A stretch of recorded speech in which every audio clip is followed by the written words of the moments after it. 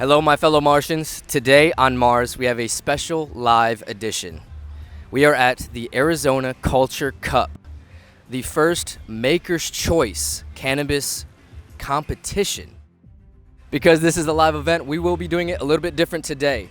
So we have 4 individuals that will be coming on that have been in the industry for years. We have Marcus Reardon, years of experience with multiple companies, wearing multiple hats. We have Alec Munoz, a veteran at High Grade in Arizona, a top tier company out here in flower cultivation. We also have a very highly recommended Travis from Gas Pump Farms. He has over 20 years of experience in cannabis cultivation. And we also have Alex DeGroote himself, the owner of Solventless Refinery. He is the main sponsor of this event.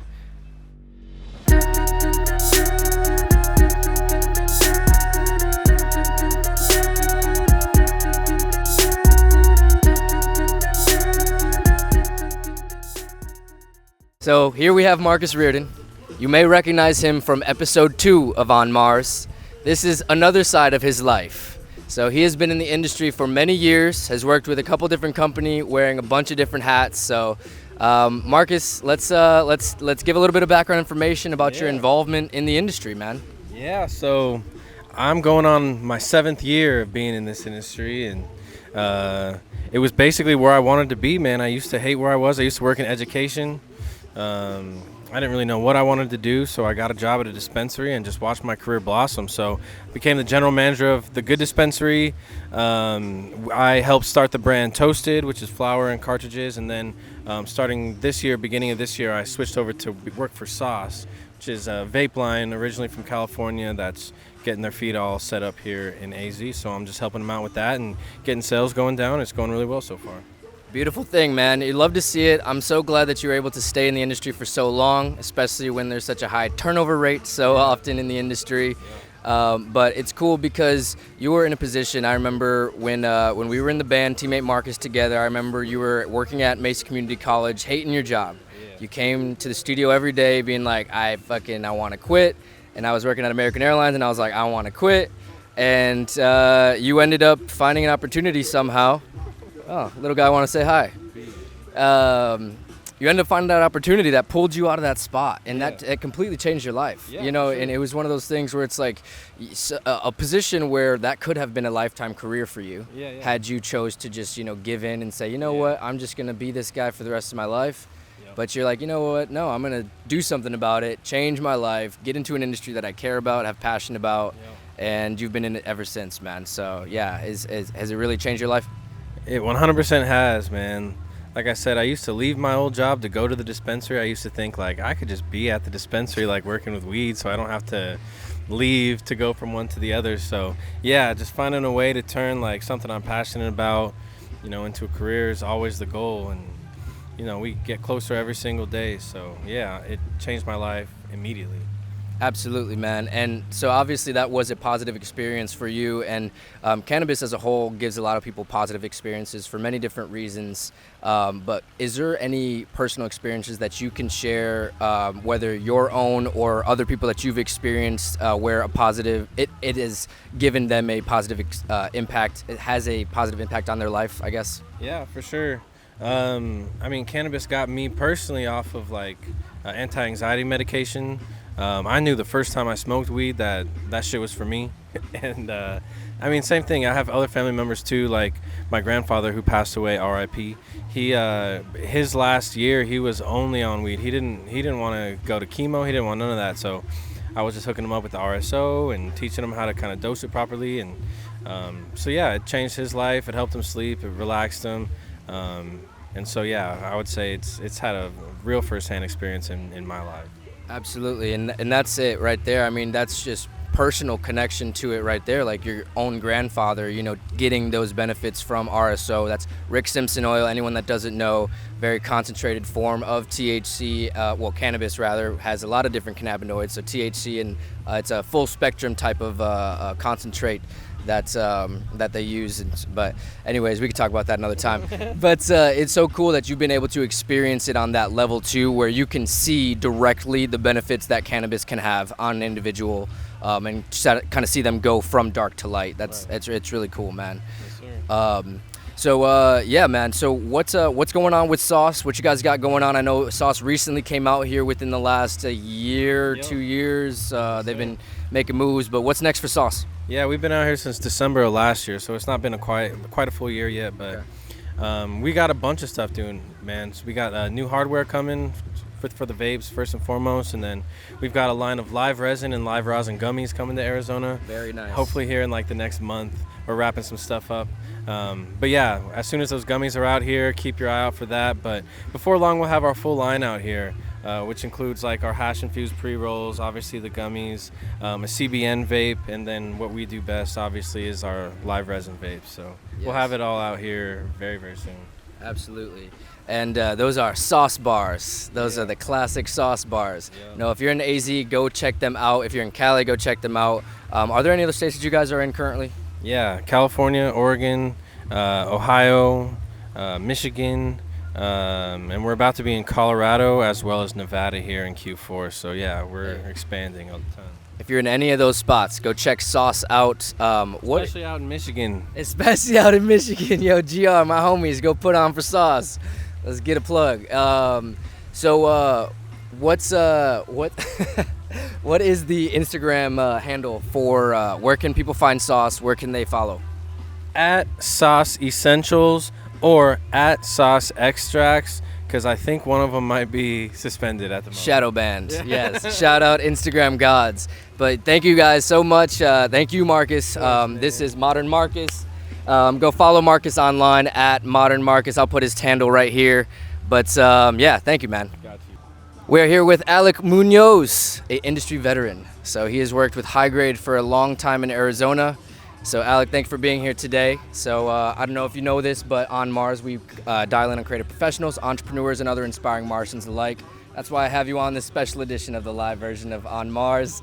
So kind of give us a little bit of background information with your involvement in the industry. Let us know what you do.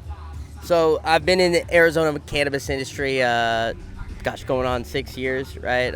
All primarily with High Grade since the early days, since the beginning. And I got alignment with this group. We are a lean team, right? Small and mighty, but we affect a lot of the Arizona market. We really think that, as leaders in the Arizona cannabis market, we wear that on our sleeve and take a lot of pride in what we do. And the alignment that I had with these guys from day one is just, really being able to scale a business up at a high level where we can produce high quality of cannabis at really high accessibility, right? Yeah. We don't have a home retail like a lot of the big brands do. So being able to take what we do and get it out to 70 plus stores across the state, it means the world to us, Yeah. We got a lot of special people growing some special weed. Absolutely, and man. That's what it's all about. It's small but mighty. That's what I'm hearing, man. It's like, because High Grade has been a staple out here for a while. So even though you guys kind of run a lean team, you guys are making moves. You guys are multi-state now. We were recently talking off air. You guys are in Michigan now. You guys are dipping your toe in other states. So it's really cool to see you kind of go the distance with them. Yeah. Because we met back when I was working at the Good Dispensary. Alec was with them already. And I was just, young little bud tender. But so it's cool to kind of come this far and see him be as far as he is in the company, especially, like I said, with Marcus. There's a lot of turnover in the industry. Yeah. But yeah, man. So I have a couple questions here, just kind of involving the industry. How do you see the future of cannabis legalization and regulation evolving in the next coming years, especially with technology and everything? Well, in terms of, let's break that up in a couple things. I guess talk legalization first, right? I don't think it's something that we should hold our breath for, I think as operators, people who are actually moving and shaking in the industry, the focus should be on producing quality product and scaling that product accordingly to, the market that you're in. You mentioned kind of us being in different markets like Michigan and a few different places, and that's been a big learning curve, right? But I think one of the biggest takeaways from that is every market's a little bit different, and the one thing that should be top of mind is consumers, right? Yeah. Customers, people going to dispensaries, people looking to buy. Hey, not necessarily, I want a deal, but I also want good cannabis too, and that's who we're looking to serve. So, as far as like the future legalization, I think it'll eventually happen, and I think that when that does happen, I think that a lot of current operators do underestimate what the kind of change that will really bring in terms of, you know, magic lines in the sand getting turned into distribution channels, being able to cross state lines. I mean, there's huge implications from a production standpoint when things federally change, you know. But like I said, I think that the mentality should be keep your head down, focus on what you're doing good, you know, focus on serving customers at the end of the day, and that'll see you through. Past that, you talk about like the future of cannabis, right? That's exciting. You know, I think that from technology, not just the innovation from an education standpoint, which we really try to push forward. You know, I think I talk about bud tenders all day. I hear this from bud tenders is, you know, the orientation on THCs, the clout that comes with, you know, high potency cannabis. That's all good and great and all, but there's more to the picture, right? Terpenes, understanding the genetics. We signed some huge genetic contracts with Tiki Madman and Exotics this past year, and what we want to bring to light is what they do, and they're all about making the best flavor profiles and the best experience profiles, and that means more than just THC percentages, right? It means total terpene content, total cannabinoid nut content, a true kind of full spectrum experience, right, top to bottom. So I think the future is going to allow to provide, you know, more research, more data, more understanding around terpenoids and how those play into THC percentages. And there's also from the manufacturing end, man, it's really cool to see just innovations in terms of manufacturing, how things are packaged, right? Cure, I'm really interested right now. One of the things I've been doing a deep dive into is a lot of these different innovators who are just looking at the clogs in the industry, right? Where do backlogs happen for cultivators? And a lot of times that happens in post, after the harvest. So things like, you know, curing, right? Some of the innovations in cure material, just like I said, automation all in general, being able to, you know, ultimately streamline cultivators like us, people who want to, you know, bring really quality genetics to life at a big scale. Scale's everything, you know. It's easy to do stuff small batch, but at big batch, you know, the technology is going to come more and more into play as the years go on. Absolutely, and with legalization, that's exactly right. I mean, just with the technology and the quality and the education, I think all of that is just going to go up in tandem together. You know what I'm saying? It's an ecosystem. You know, it's everything kind of runs into each other. Yeah, man. Sustainability and eco-friendly practices, you know, it's something huge, especially when, you know, you're dealing with volume, especially at the level that you guys are dealing with. How has that evolved in the years that you've been in the industry, and where is it headed? Well, you know, I think in everything, it goes back to scaling I was talking about, right? When you get to a certain level, the waste. There's a waste in any industry. Any industry has waste, and I think that the more that it's talked about, the more that we put a spotlight on it and how we can have those renewables. Cannabis is really, there's some red tape, man. You know, there's a lot of derivatives. There's a lot of byproduct that we have off of, you know, cultivations at the scale that we're at. And we'd love to be able to do something with that derivative, right? That actual byproduct. But that means actually being a little bit more active. You know, I think that sometimes in different states, not a lot of people are really understanding what the regulatory implications are for things like byproduct. And there's a lot of stuff being left on the table, a lot of waste, right? And I think it's just that whole sustainability piece is something we can all do better on. I don't think any answer is perfect, man. You know, here in Arizona, especially in a month like this, what are we sitting in August, September?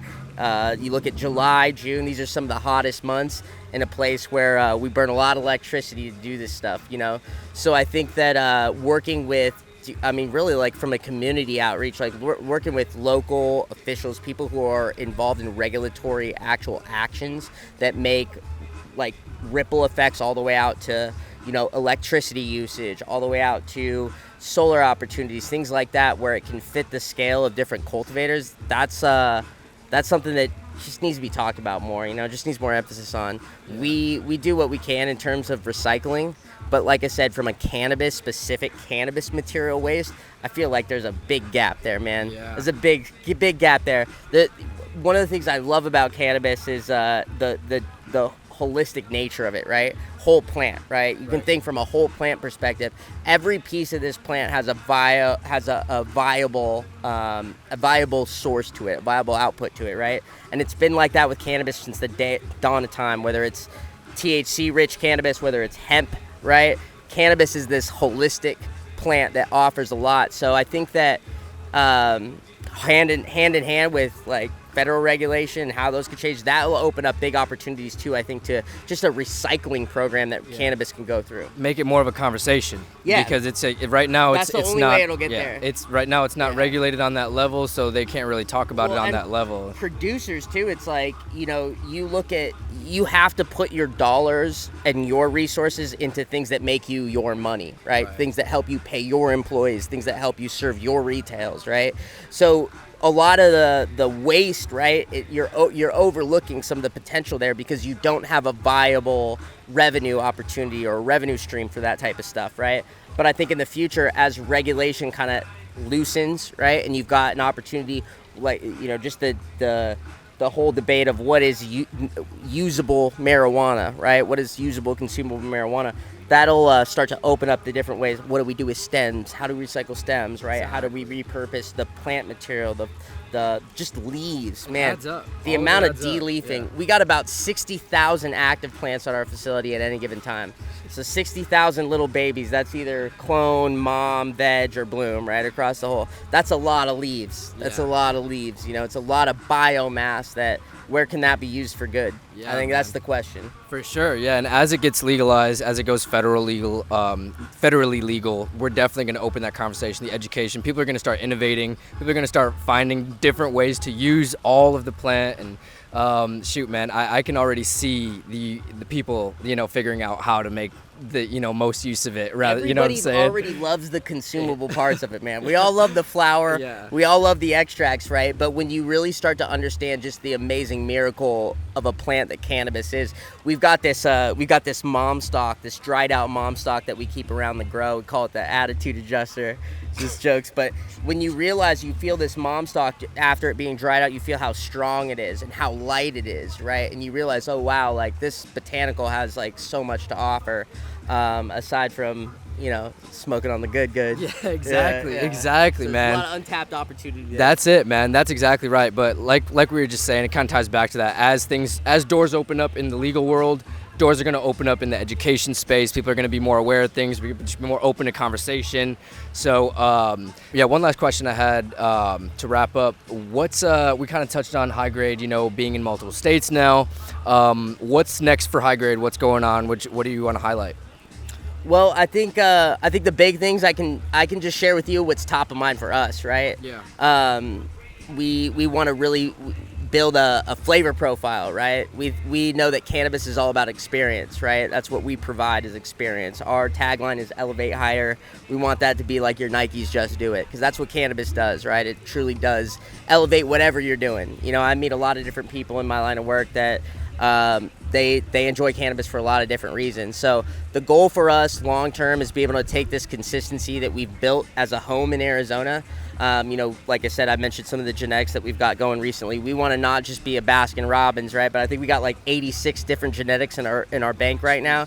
We want to not only offer, it's not just about the flavor profile, but it's the experience profile. Yeah. We want to take those SOPs, take the things that we've learned and done well from here in AZ, and duplicate that so that other people can experience high grade in Michigan, New Mexico, Illinois, right? We want to have that consistency to bring it to the people. That's really the goal, always. Absolutely, bro. I love to see it because it's almost like it feels like the small company making big moves, where it's just like you guys aren't absorbed by one of these bigger guys, corporation style. So you guys are just bootstrapping it. Man, you took this money and you saved it and you investing it. In a period of like 16 months, man, we went from like 30, 40 people at our cultivation site to now, we're 120 people plus, which, anybody that knows cultivation's at 140,000 square feet, even 120 people, those are 120 aces. Those are 120 people who care about what they're doing, who, really are experts in their own way. And that's what allows us to do what we do. And, it's been a journey, but I know there's a lot more to go. For sure. I love it, man. Hey, well, let's plug High Grade, man, to the website. What's the website? Where can people check them out? So it's going to be highdgradeusa.com. Okay. And then on the socials, it's highgrade.usa, highgrade.az, highgrade.michigan. Shout out to vertical dispensaries in Illinois and New Mexico. Those vertical dispensaries are high grade affiliated. We'll have some cultivations going online. They're in construction right now, and we'll be able to vertically integrate those dispensaries in those markets where we can offer high grade products there. So, reach out to us. But not only, even if you're not in AZ, you're not in some of these markets, reach out to us. We want to hear from you. What do you guys like as cannabis consumers? What do you guys want to see in third-party producers, cultivators like us?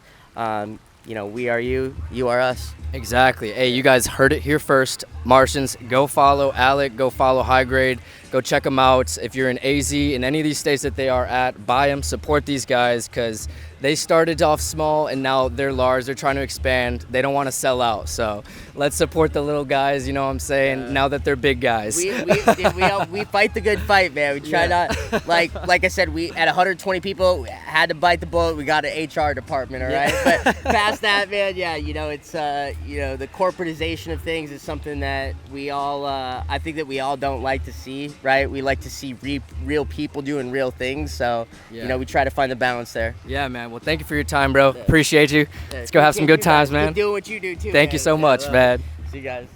We are here with Travis Berlin. He has 25 plus years of experience in the cannabis industry, owner of Gas Pump Farms, comes highly recommended by Alex DeGroote of Solventless Refinery.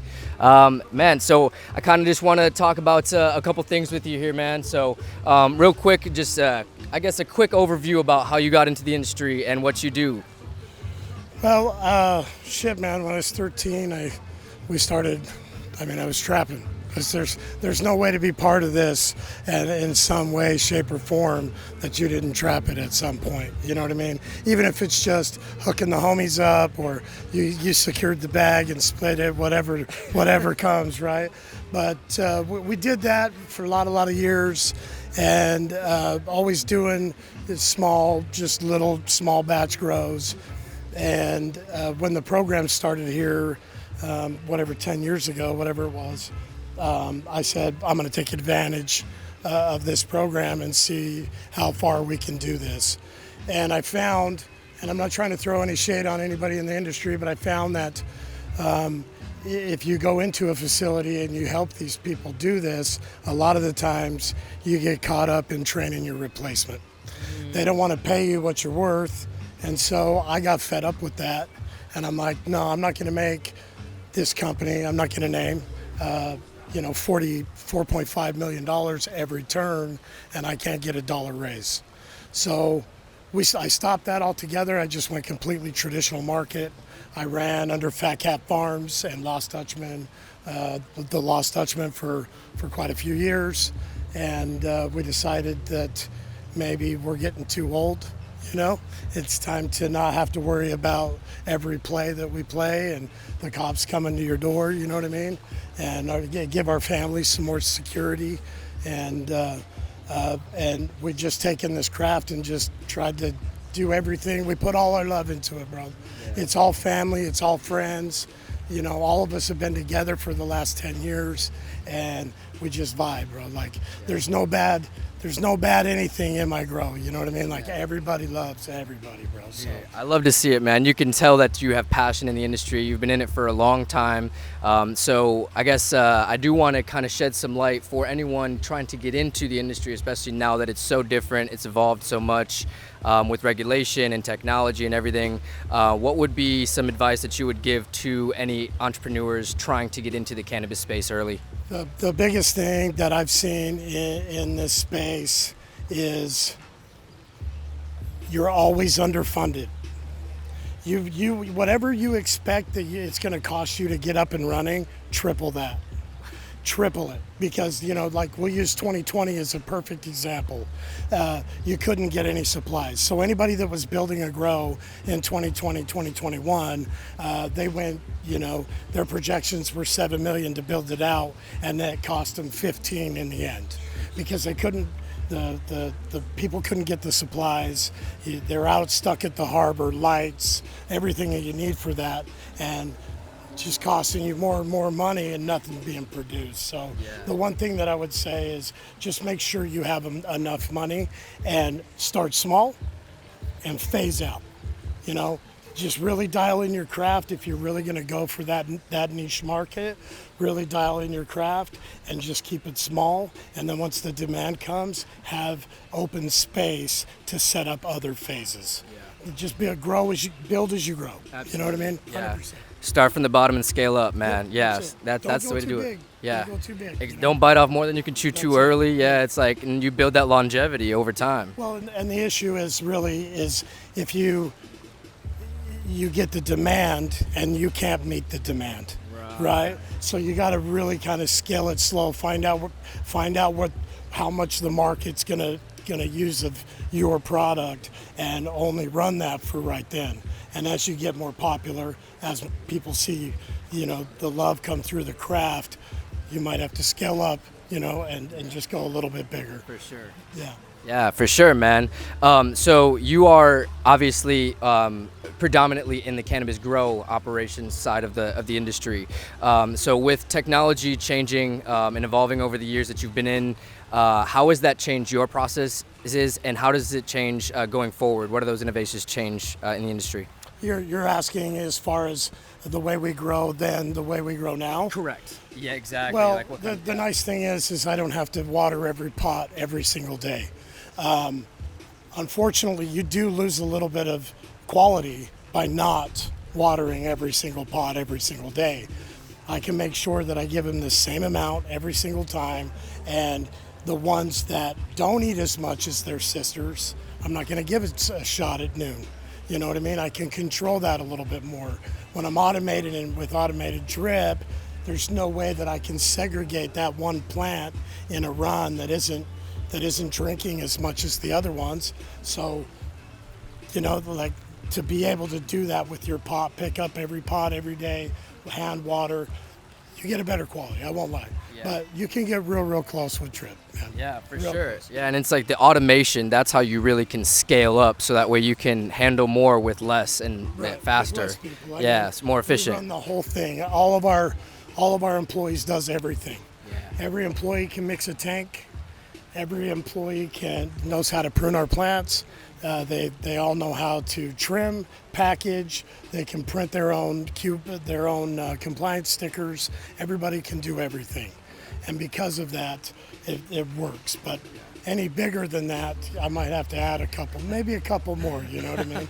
And we got plans. We're trying to do another 10,000 square foot at our facility. We'll probably never get more than like 250 lights ever. At least in this concept, it'll never get bigger than that, ever and ever. Hey, well, you guys do well at what you're at right now, man. So moving forward, I do kind of to wrap up a little bit. What's going forward with Gas Pump, man? What's coming out? What do you guys have? And I know you work a lot closely with Alex and Solventless. So what's going on with you guys? So we're going to continue to do collabs with Solventless. This is kind of preemptive. I'm sure they won't mind. They're friends of mine. But we're talking about a deal with IO Extracts on live resin pens, kind of similar to the way they did with Potent Planet. Very good. And then we've now got Hetty Supply, my boy Mariano. He's going to be probably doing all of our pens for us. Cool. We're going to do live rosin pens and cured rosin pens, and we'll still do collabs with our partners for sure. But we're going to start running some stuff in-house. Cool, man. Yeah. No, I'm excited, bro. Yeah, we're excited about it too, man. Yes, bro. Yeah. Alex has showed me some of his stuff, because I actually hadn't tried his material until he came over the other day, man. So it was really cool to be able to kind of dive deep and kind of have him tell me. And like I said before, you were the first person he named when I was talking about guests. So I appreciate you. Appreciate your time, man. So thank you so much, man. Yes, of course, man. And fellow Martians, go follow Gas Pump, and that's Gas Pump Farms on Instagram. Is that correct? Yep, Gas Pump Farms. Gas Pump Farms on Instagram. Go check them out. I'll put their handle right here. Thank you, guys. We are with Alex DeGroote, owner, founder of Solventless Refinery. So this is his first event, first annual Arizona Culture Cup. So the first Maker's Choice Cannabis competition in Arizona. So very exciting stuff here today, my man. First off, I want to thank you for this opportunity. First time to do a live podcast, so very excited to do it. So thank you again, man. I appreciate that. Thanks for coming out, man. Of course, bro. So being your first event, your first official event, How do you feel overall? You know, this is the second day. It was a 2-day event. Yeah, it was a little hot. You know what I'm saying? But yeah, overall, how do you feel? And moving forward, what are you going to take from this? I feel great. I mean, I feel like everyone kind of got their worth from the event. The food was great. The networking was great. The vibes were great, you know, so not much that I can say besides the heat. The heat was definitely kind of a downturn yesterday. It was toasty as fuck.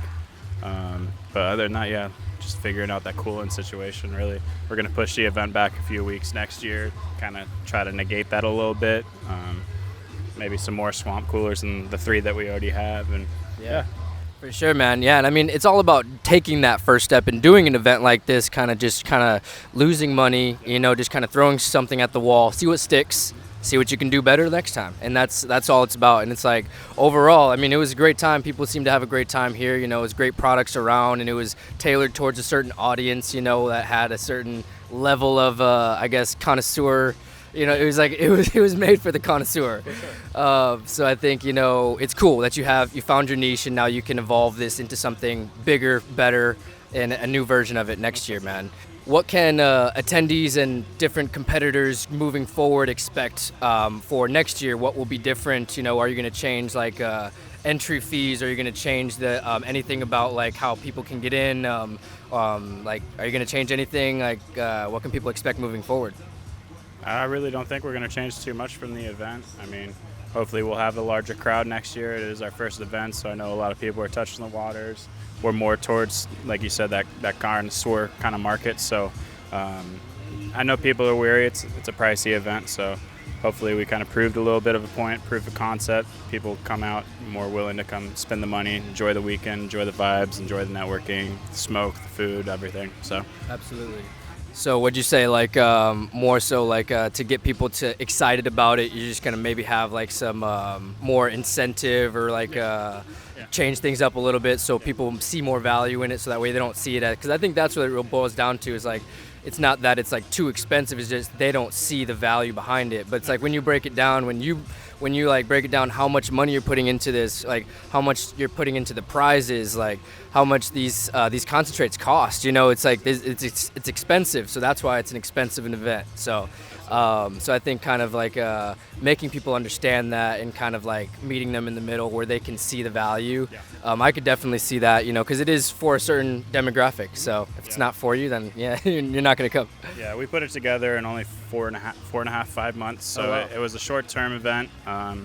Someone kind of threw us the idea. We've been kind of thinking about doing it for a long time. We go out, we compete nationally at events similar to this. Arizona didn't really have it. It was more giving out free stuff, which is great, you know, but the free stuff that people are usually giving out aren't like that great of a product in itself. Like, yeah, it's cool, you get some smoke, some medicine and stuff like that, but it's not like, I wouldn't go out and spend my money on products that you get free at events and stuff like that. So we wanted to put something together where it was like just a celebration of the plant, celebration of the community, and, you know, just a get together, you know. Yeah, absolutely, man. And it's like you're doing it with passion for the people that care about this level of product, you know. So it's like you're not going to tailor towards the masses and just give them a bunch of free product that's shit. You want to tailor towards the people that actually care about what they're smoking, have that level of connoisseur. So yeah, man, I love what you're doing, bro. Again, like, congratulations on this first event, man. Thank you so much. Appreciate it, man. Thanks for coming. Of course, man. And everyone go follow Arizona Culture Cup online on Instagram. Is it just at Arizona Culture Cup? Is that right? At Arizona Culture Cup. You can also follow my legal cannabis businesses, Sugar Refinery, Solvent Refinery, and Solventless Refinery, all on Instagram as well. Perfect. Yeah, I'll put all their handles right here. Go support Alex, you know, small business owner. He's going to be big soon, man. He's really just getting his foot in the door. It's kind of crazy how much experience you have, but like still how early in the game you are, I feel like, as a company. You know what I'm saying? Yeah, a lot of people fear the experience that I have in my age. Yeah, Yeah, exactly. A lot of the OGs in the game, they spend a lot of their times in the shadows, you know, with illegal cannabis. I was too young to experience a lot of that stuff, so I kind of have the upper hand with like coming into the market with like a little bit less weight off the shoulders. Like, yeah, I'm an OG. I did that whole thing back in the day too, but like when it comes to like being 27 years old or 47 years old, like that's a lot of time to do a lot of things that other people didn't have that chance to. So I'm excited for the future for sure. Absolutely, man. And you have the youth on your side, man. You got the energy, you got the passion, you got the drive, you have the talent, bro. So, yeah, man, I see nothing but success for you. Thank you again, bro. I appreciate you so much, man. Likewise. Yes, sir. Martians, go follow at On Mars Pod on Instagram. Go to onmarspod.com, and we'll see you next time on Mars. Love you.